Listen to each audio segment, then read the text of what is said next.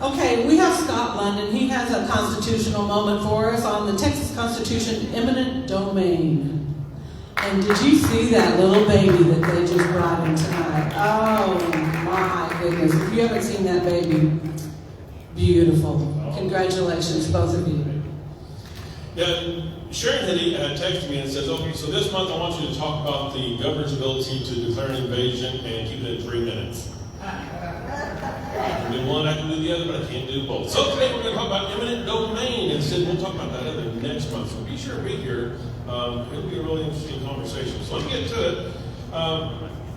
In the very first Constitution that the Republic of Texas had back in 1836 in the Declaration of Rights, they said that no person's particular service shall be demanded nor property taken or applied to public use unless the consent of himself or his representative without just compensation being made thereof or therefore according to law. Pretty straightforward. We can't do it unless we have your consent. But as things progress, in the constitutions that we saw in 1845, 61, 66, and 69, they changed the language a little bit, and it's actually a little bit broader. It says, no citizen of the state shall be deprived of life, liberty, property, or privileges, outlawed, exiled, or in any manner disenfranchised except by due course of the law of the land. Okay, so they actually discuss a little bit more than just eminent domain in that one, but it's in there. But that's not what we're under today either.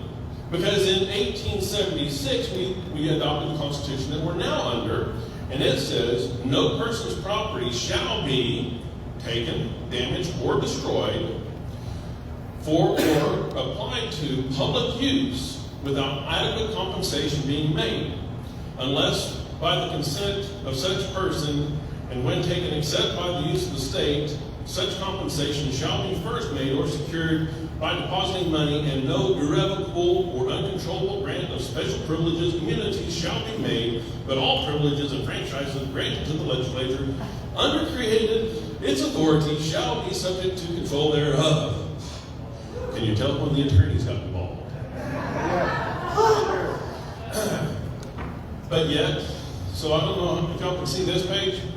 The black at the top and the highlighted in the yellow is what I just read.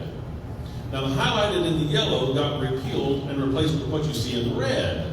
And so I thought, well, I'm going to talk about how, if y'all remember back in February, I talked about when you see those special elections, you see those constitutional amendments come through, or some of those bond issues, they come through on special elections, and I'm always really leery, and I thought, I'm going to be talking about how in 2009, we had a change to our Constitution, and it's one of those things that I get a little uneasy about. See, you've got to sell me on it to really convince me to change our Constitution, because that's a really big deal.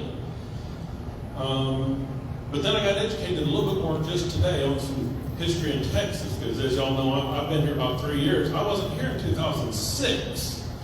Some of y'all may remember in 2006, the city of Arlington declared eminent domain for something that has been converted into private use.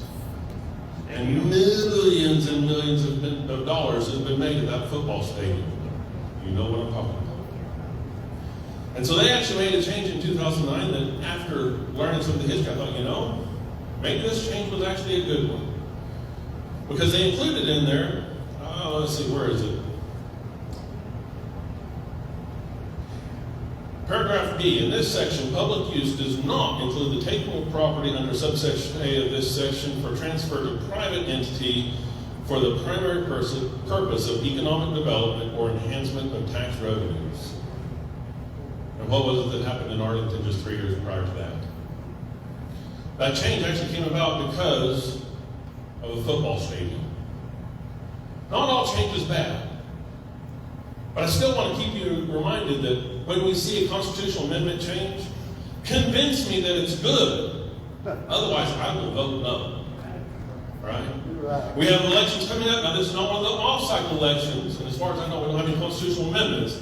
But I don't care if it's an off-cycle election, an on-cycle election, a general election, or primary election, whatever it is, get to the polls.